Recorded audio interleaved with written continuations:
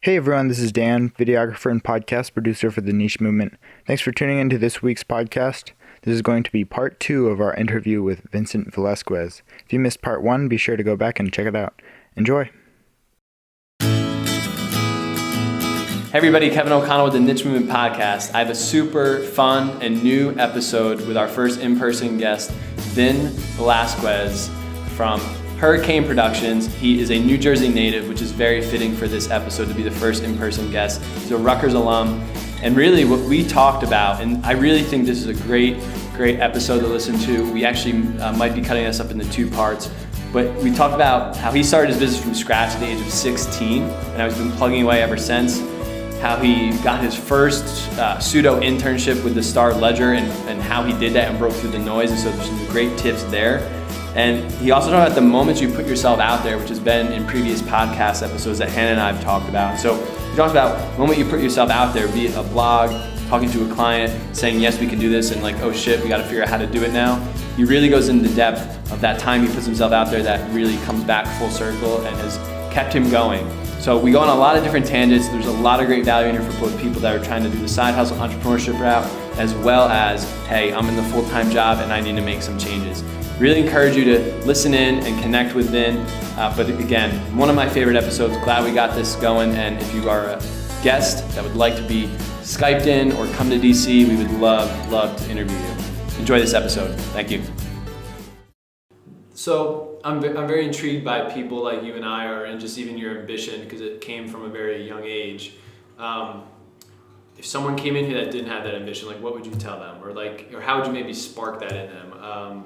Because I don't think everybody either sees those opportunities or has that ambition, like let me go balance a bunch of things, let me go email that person, but they do want to be happy, they do want that career. Like what would you tell them? I would tell them they need to practice. Whatever they're doing in their current workspace, they need to take those opportunities and practice there because it's a safe environment. They have different systems in place to where like they really can't fail too majorly. Their biggest mistake isn't going to hurt their company. So it might, but not on a big scale. So I think if they could start with communication within their company and then try little risks here and there, give it 3 months, give it 6 months. You're not going to jump off the ledge right away. So if you're just willing to change your day a little bit, try that. Talk to your boss more, or talk to people who talk to your boss more. And if there's a project in you or there's something that could be done differently, change that one thing there and see how it feels. It's either going to be for you or it's not. That is, and that's a good point. I think it's one of the girls that helped edit the book, she said it, and we put it in the book, is like, you don't know what you want to do unless you start doing things you don't want to do. Like you realize what you want to cross off your list. Really good point. So you said here, and this is where I kind of maybe want to talk about more like selling yourself. You said, convince people that you're up for the task. What does that mean, and how do you do that? Well, I'll use a recent client, for example. We got connected through a vendor that we had good relations with, and they're like, these are the guys that you need to help you out. This is the company. Talked to the people there, and I found that they needed one specific thing, but they didn't even realize all the things that they needed around it. They were throwing a launch event for a brand new car dealership that they just opened. Was the Audi thing? Audi, yeah. They needed lighting. What's lighting? Do we need video lights? Do we need decor lighting? Do we need party lights? Like, what lighting do you need, right? So that turned into, well, you also need sound, and you also need video, and you need all these things. And he's like, can you do all this stuff? And I'm like, that's what we do. That's awesome. We were introduced as a lighting company, but if you look at our portfolio, that's built over a long period of time, we can do all of that too. And the funny story in my blog that I wrote about is he asked for a DJ at the end, which he had no idea that's the core of what we do. That's really the core. It's kind of like if you watch sometimes even football. Sometimes you forget there's a game going on in the field because of all the merchandising, so much other stuff going on. But at the core of what we were doing, we were a DJ company for many years. Still, that's the core. That's where we kind of grow people. And I think there's something there in what we're doing right now in letting people practice in that very comfortable space that we have kind of conquered, and then see if they can get to the next level is what I'm doing right now, is taking that stuff that I did and applying it to other businesses. If we have guys and girls that can succeed on that level, then we want to take them and bring them up to the next space. Because you're ultimately, you're creating experiences, whether it be for a wedding, a launch party, the dance marathon. You're creating that experience where it's almost seamless to the person coming through those doors. Right. That's the goal. Yeah. Attention to detail. People say it all the time, but very rarely do they really do it. Yeah. You know, like it's not some of the line items that you think it is. It goes way deeper than that. Yeah. You know, you really have to think deeper when it comes to details. So this is an interesting, starting to go to a segue, is you said, I used to hide the fact that my entrepreneurial past started as a DJ. And actually it might be fitting to what you just said, DJ was the core of your business. You said, I recently embraced it. That's a new easy task. So I'm curious, what's happened since you embraced that and really started putting yourself out there? And now you've been kind of building two businesses. That's no easy task. So like, what does that mean that you've embraced it? And I've obviously that's how I came across. You started putting yourself out there, your thoughts and stuff. What has that done for you? Or what does that feel? How does it make you feel? I think I started to change the conversation because I was really, really uncomfortable because I sometimes equate like DJing to, you know, being a clown or an entertainer, you know, where you go to kids' parties, and a lot of people think of it that way. In fact, I had one of my old coworkers come and visit us the other day, and I brought him around our facilities. Like, I had no idea this is really what it was like, you know, to do what you do. And I started talking about numbers and product and how we did in quarter one and how we did, you know, our sales in quarter four are actually pretty weak, but we make that up by our other business and what we're doing and how we kind of have them live in synergy. And I started talking about business with people and how I built a business. It doesn't matter what you did or what you do, but if you have numbers and you have stories and you have case studies that work, people are interested in that. And then, oh, by the way, it's a DJ company. You know, so, and I'm also, the skill sets that I've learned being in front of 2,500 people, 25 people, one-on-one, you know, that all comes from holding a microphone and having the pressure of delivering a message to people. I realized that I should embrace that because not a lot of people can do that. But I didn't know that because I really enjoyed doing it. So I didn't look at it from the outsider's perspective. And I started to kind of sit at my desk every morning and kind of look at myself in the playing field and where I fit in. And then once I started doing that, I'm like, this is okay. I can talk about this now. That's awesome. And do you think by putting yourself out there that you've seen both personal and professional success? Yeah, it's been part of me right now being able to sit here and talk to you. I feel so comfortable. And, you know, I'm not wearing this because I wanted to impress you. It's that I like to wear this. This is what I like to put on like a colorful shirt and a suit, blazer, no tie. Sometimes I like to wear a sweatshirt. Sometimes I come into the office and I'm wearing gym clothes because I'm going to go to the gym later on in the day, you know? And if I can do that, I do it. It's whatever I'm feeling that day, I've become very comfortable being for myself and for my company. I think to our listeners out there, I mean, we were talking about earlier, the scary parts, where's the next paycheck coming from, the health insurance, all that stuff. That's the scariest stuff, but the flexibility that you just alluded to of like, I can wear what I want, I can work with who I want, I can do what I want. You guys decided to come down here, you know, within a week ago, decided to come to DC, like you can do that. Sure. And I think that's the trade-off of entrepreneurship versus a full-time job, but it's a very difficult trade-off that you also have to hustle your ass off. You know, you have to make sure, like you said, I's are dotted, T's are crossed before you can have that flexibility. Yeah, I mean, I can't tell you the number of years that I couldn't do any of that. You know, and the days that I couldn't take off or miss a birthday dinner or something like that. You know, you don't, it's not worth talking about because if you're going to do it, you're going to experience it. And then you and I or you and whoever can talk about those things and we can relate, you know, because we know it. You know, but you can't really tell somebody that until they do it. Yeah. So we're kind of getting close to wrapping up. I think we've really gone through a lot of great stuff here. So to a college graduate / young professional, again, because I know for a fact, I know who the people are out here listening. It's the student affairs professionals like our friends Carrie Locke and people like that. It's 19, 20, 21, 22-year-olds. It's people also in the marketing creative field. So what advice would you offer the people like that at various stages of their career? Like, how do you suggest they put themselves out there? They have to find someone that they really can confide in. Carrie being one of them, even for me, in many, many years, and still, where I can remember sometimes Carrie and I can talk for 40 minutes, just jamming. Like on her drive up from Howell to New Brunswick, sometimes she calls me or I call her, and we end up talking about 15 things that had nothing to do with our initial phone call. And I think that type of relationship is so important and crucial. There's got to be somebody. It could be a parent, it could be a sibling, it could be a professor, it could be a girlfriend or boyfriend, but you have to feel that at that point you can like just let it all out and tell them about that fear and tell them about that want. Some people don't want to express their want because they're fearful of what people are going to react to them with, but you have to get it out there. And maybe it's social media. Maybe you start a blog or you start writing it somewhere, or I carry around a composition book still, and I sometimes just jot a couple notes down where I'm not ready to put it on audio or on video yet, and in there's some crazy stuff, but it's just for me right now. And that composition book, we're friends, sometimes, and I put stuff down there and I read it, and I even pay attention to how I write it with my penmanship. Sometimes quick thoughts get a quick right. Some of them get really nice, script and signature, because I want to make sure that I go back and read it. Yeah. I think it's what works for everybody. I know I do something similar on my iPhone.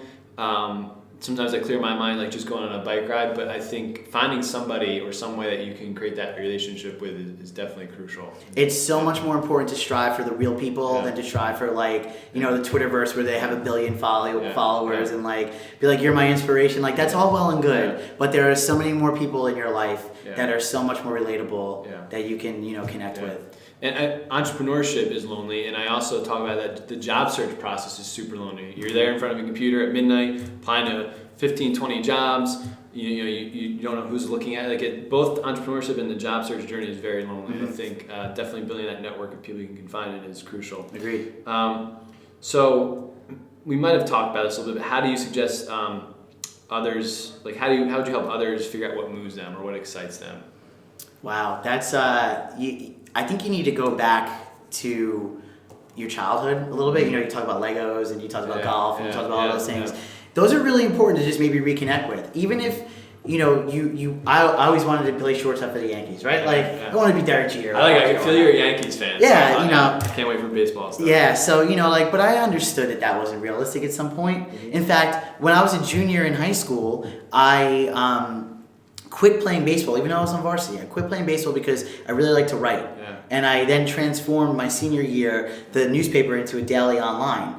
Yeah. And in that process, I had to go through everything I've been passionate about, even when I was 3 years old, and kind of compartmentalize it and say where does this fit? Yeah, and what are the themes, kind of that? Yep, and I was in third grade. I made a magazine for my class, and I had my parents bring me to Staples or wherever at the time and make a copy for everybody. I brought it in and I gave them a magazine. So I've always had that entrepreneurship thing, but I didn't know what word it went with it at the time. So I think that if you're looking for something that excites you, you have to go back to the roots. And I haven't even recalled that third grade story until recently, thinking about, man, I made a magazine for my entire class. In fact, my teacher it was reading time and writing time. And I remember saying I don't want to do either of those. I want to make a magazine for the class. And she's like, is that going to keep you quiet for a half an hour? And I was like, yeah, and I'm going to bring the magazine in. And I did, so I wasn't necessarily reading a book or writing on some subject that was on the board. I was like, I want to make a magazine. And she was like, okay, I'll work with that. So even you had the itch at a very young age, or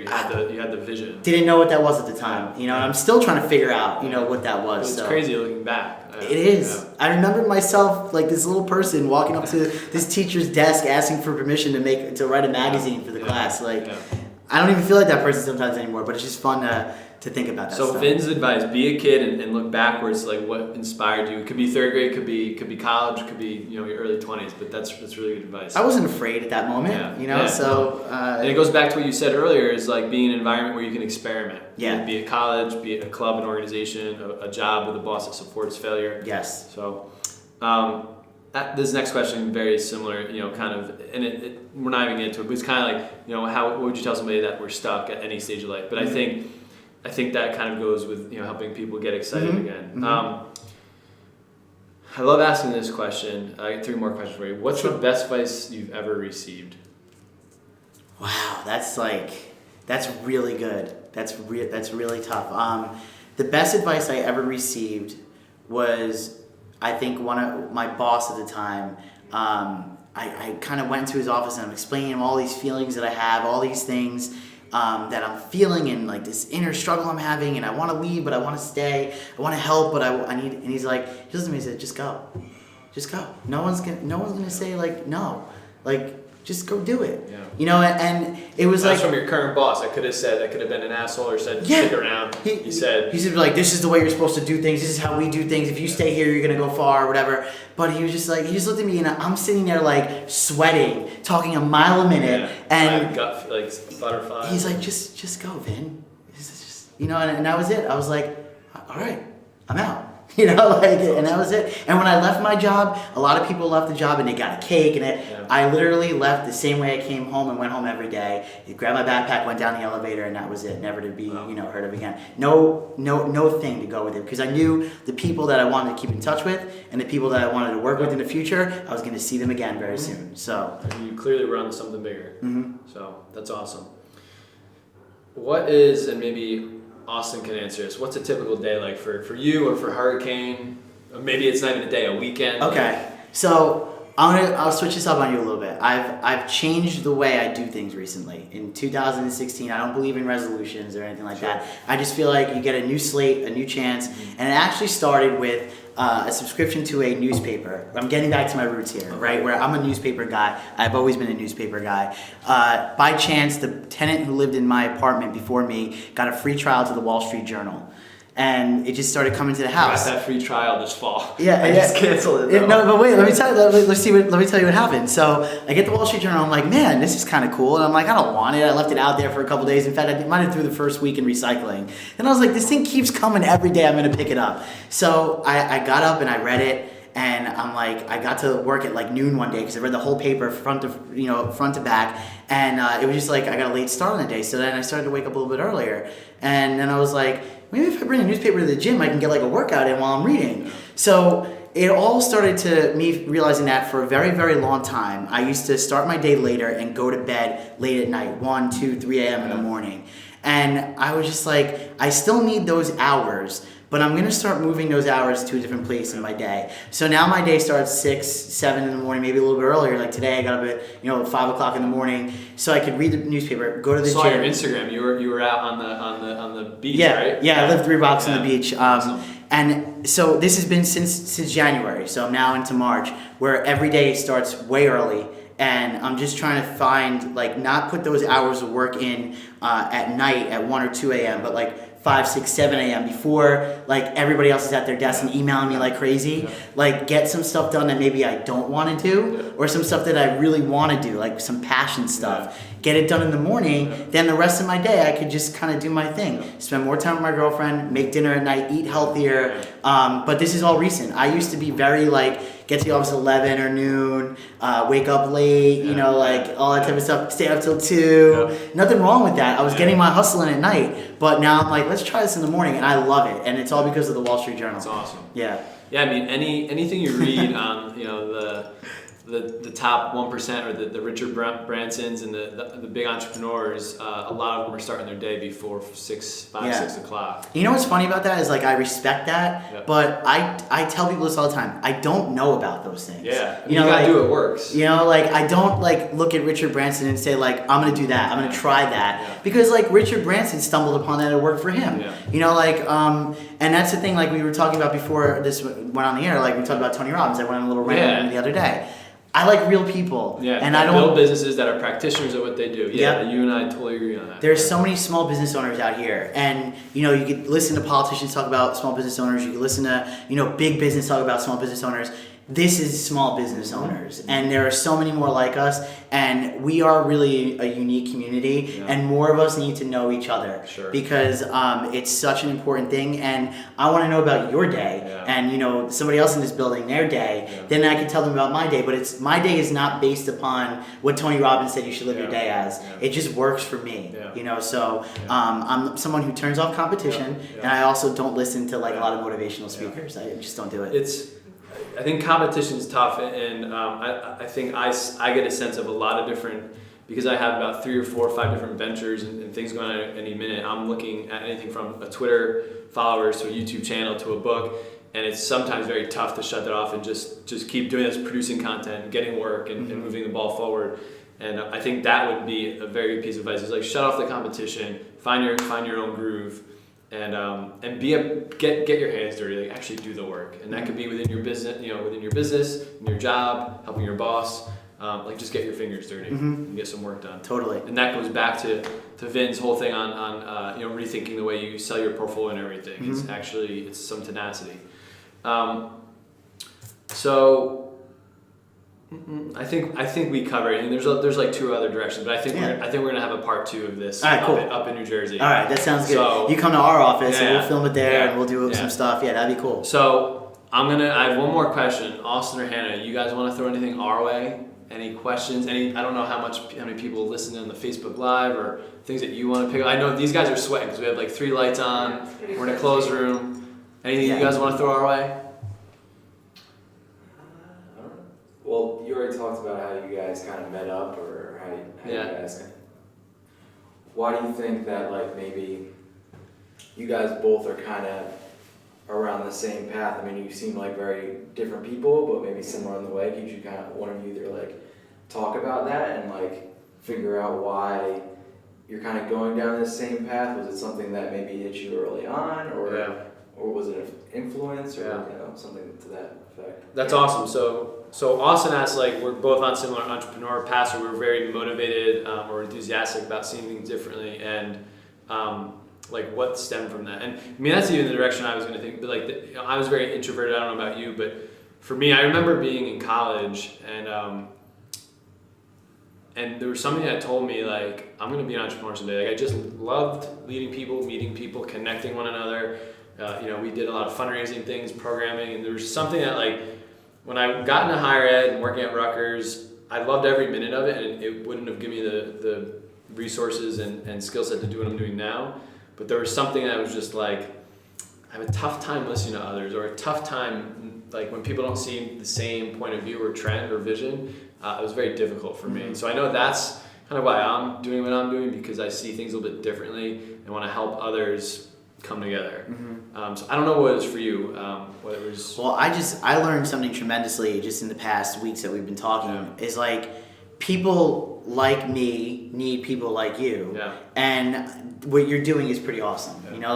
The fact that like I'm so much more motivated now to write on my blog or like put myself out there, and I thank you for that. Thank you. And because you gave me feedback, and we're here, and now like that somebody actually read that. Exactly, and like that's what's so cool about it. So that like none of the time or the effort or the whatever we're doing today is just like an affirmation that you should take away, knowing that you affected somebody that's in the same realm as you, that already maybe has broken through some barriers, but it's like, I've learned even more from this experience, so I will write again and I'll be on more videos because you have encouraged that. Cool, thank you. And this is for the community out there. Again, I don't look at numbers or who's listening to this right now, but please, I know there's gonna be somebody that's gonna connect or be inspired by our conversation.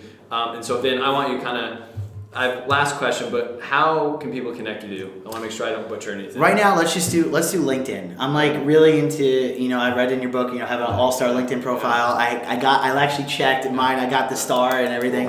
I'm into LinkedIn. I feel like it's a way for people to connect with me without the noise. Yeah. So Vincent Velasquez, Velasquez. If you're not looking for the Philadelphia Phillies starting pitcher, you'll find me. I'm one of the only ones on there. That's right. I did Google that. Okay. Some people said when I was, long story short, I was like, I'm not going to MC anymore. I'm stopping doing that. They're like, why? So you could pitch every Saturday for the Phillies. Yeah. But no, LinkedIn is where I'm at, and where I definitely am trying to build connections and talk to people there. Okay. So I think that'd be a really good place for us to connect. Cool. I remember if you Google Kevin O'Connell, he was a backup quarterback for Tom Brady on the Patriots at one point. I think maybe the Jets too. And you were never in the same room together. No. All right, so this is the last question, then we're going to close it out, guys. So do you think you've found your niche? And if so, what is it? Or if you're close, what does it look like? I'm close. And I think it's a journey, and I might change my answer when I'm 40 or 50 and things like that, and even 5 years from now. But I think my niche is finally being comfortable with who I am and bringing that message to other people, but not doing it in a way that I'm a motivational speaker or professional speaker. I'm just going to keep living and doing my thing. I'm going to run Hurricane Productions, and I'm going to make it a great company based upon the people that work there and the product that we put out. I'm going to keep building my second business, which is Media Cutlet. We're going to build that. We're going to brand the hell out of that thing. Awesome. And, you know, I think I will find my niche when maybe I'm being able to talk to more people and not so focused on building the business. I think right now I'm in super operator mode, and I need to maybe turn to more relationship mode, and I'm going to try that. And when I get to a good balance, I think that's when I'll find my niche. But on the way, I feel like I'm building the blocks. Cool. Ben, I can't thank you enough, man. Thanks, man. We're gonna do some happy hours. We got a good future. I think some partnerships happen. But seriously, I can't believe that Vin is the first guest here from New Jersey, from Rutgers. Just a lot of crazy parallels and a lot of serendipity, and it was all because I was on Instagram at the right time. That's it. Read your post for 5 minutes and was like, this guy needs to be on here. And I don't know if you want to do more live stuff with other people, but like, you know, other people that are close, like come visit Kevin. If he invites you to your podcast, get in the car, come to DC. Yeah. It's great. 3.5 hours. Yeah. Thank you guys so much. Thanks. Thanks for listening. Until next time.